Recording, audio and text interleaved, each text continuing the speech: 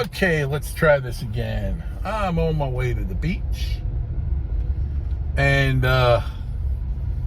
wanted to talk about, I'm getting a lot of heat online for my support for Trump and his possible strike on Iran to blow up their nuclear enrichment facility. Trump has been saying, everybody's saying, oh, we didn't vote for this. Trump has been saying all along, he's been saying for years, he was saying in his first term, we cannot allow Iran to have a nuke. That has been, and if people don't remember that, you're nuts.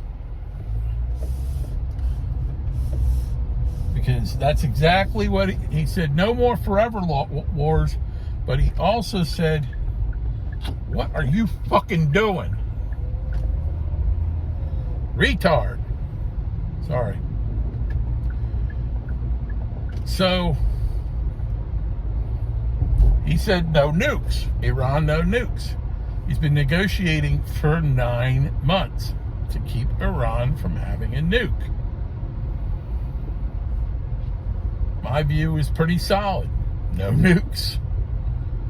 Now, why am I so solid on this? What? I mean, we're not going to get into a forever war. He's going to bomb Iran's facility with probably as many as 6 bunker bombs. Now, people need to crack something called a history book. They really do. If you look at history, FDR was dithering and Japanese attacked. FDR wanted to do the negotiating path. And what ended up happening is the day Pearl Harbor was attacked on Sunday morning in Hawaii, Sunday morning in D.C. is about 7-8 hours earlier. December 7th,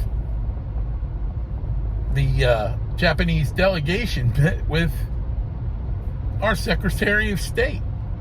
They were pretending to go the diplomatic road, and then they attacked us. Neville Chamberlain did the same thing with the Nazis. He just dithered. He wanted to negotiate. He wanted to appease. And it got him nowhere. Bill Clinton had the chance to kill bin Laden twice. Clinton would have acted, we probably wouldn't have had 9/11. Do we want to have a nuclear 9/11? This is my point that I'm getting to. Do we want a nuclear 9/11? Terrorists fight wars in an asymmetric manner. Just look at 9/11. They hijacked and crashed planes. They've been doing hijackings for years. You know, you think that the war on terror just started on 9/11? You look back, Munich, Entebbe. Now, granted, that was all against Israel, but they were after us too. 1983. 200 Marines were killed in a barracks bombing by Hamas. Or it was either Hamas or Hezbollah. I get those sand-shooting motherfuckers confused. But over the last 4 years, we had like 20 million illegal aliens come into our country. 20 million. Pretty sure that some of them were jihadis. They can attack from within.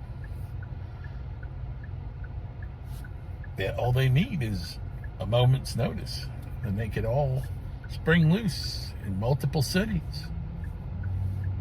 It could happen. Asymmetrical warfare. They're in a day, 1,800 ships come into American harbors. 1,800.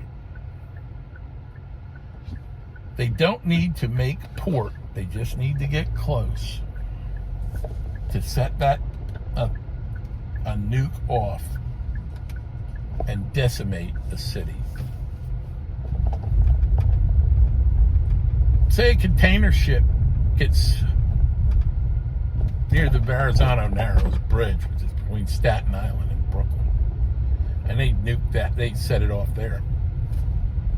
That blast is going to affect Brooklyn, it's going to affect Queens, it's going to affect Staten Island. That blast will take out more than half of Manhattan. The radiation will kill people in the Bronx and Queens. It'll affect all 5 boroughs of New York. If a ship coming in, cargo ship coming into Baltimore sets off, well, Baltimore's gone and DC's irradiated. Charleston, San Francisco, Puget Sound in Seattle. Could be any one of them, could be multiple ones. And that's just with container ships. They could bring it in on their own small vessel. They could buy yachts. They have the money. They could buy yachts and bring that nuke in on yachts. People gotta think outside the box, and we gotta think this way and be prepared, or we are gonna be sorry. Iran cannot have a nuke. It's that simple. Stay safe. God bless. Hang loose.